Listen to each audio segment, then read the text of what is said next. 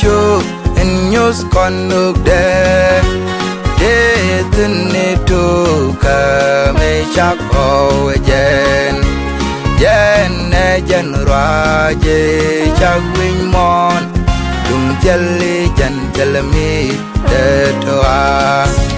jen loin riem de lele dur win mon me lel te gai ze ke jen kwar yises me she abram ngom de kap nyal cheran del nen chete suke kwide ba pai ne je rai te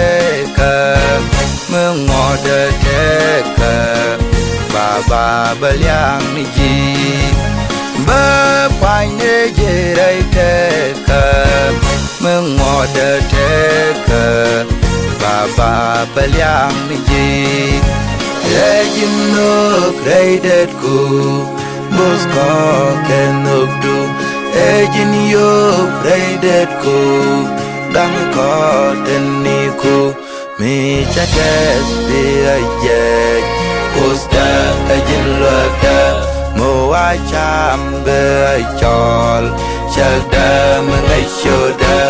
yalla boss mi de won boss da ajin kos da yalla ga mi betit dang da ajin kos da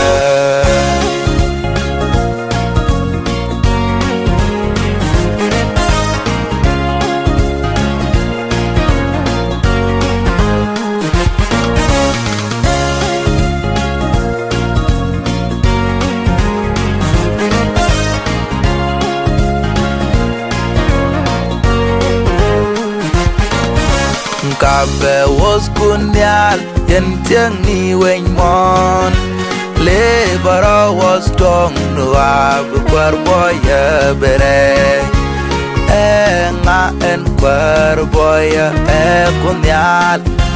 bum ni jan kadi ni lang de yen be dur nyo so jelus kwan keje bum ni jan changro shati dial kamje tin lucio de beke kamyal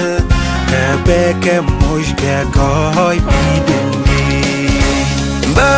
pai ne je rai te ka mương ngọ de te ka ba baliang ni ji ba pai ne je rai te ka mương ngọ de te ka ba baliang ni ji e jin no created ku bos ko ken nok du e jin yo created ku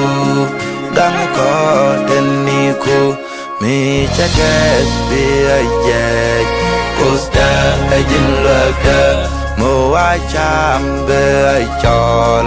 cha da ngai sho da yalla boss mi de kon boss da ajin kos da yalla ga mi betit dang da ajin kos da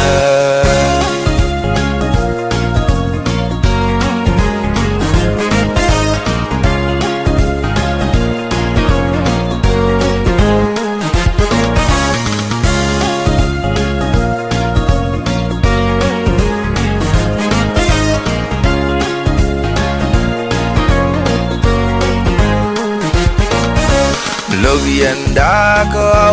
bia log jawen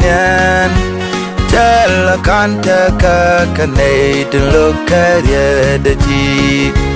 yin pal nyin wa tum ne te du ko ba te du gang ka boy du ka gudwa o de tirai mo salilus ka je Udi goi tinchi bi chok ke jin kuji chang let's do ya kan bar mai kan lip kan ji bar yam ni bi kem ye jam ni ponyu ba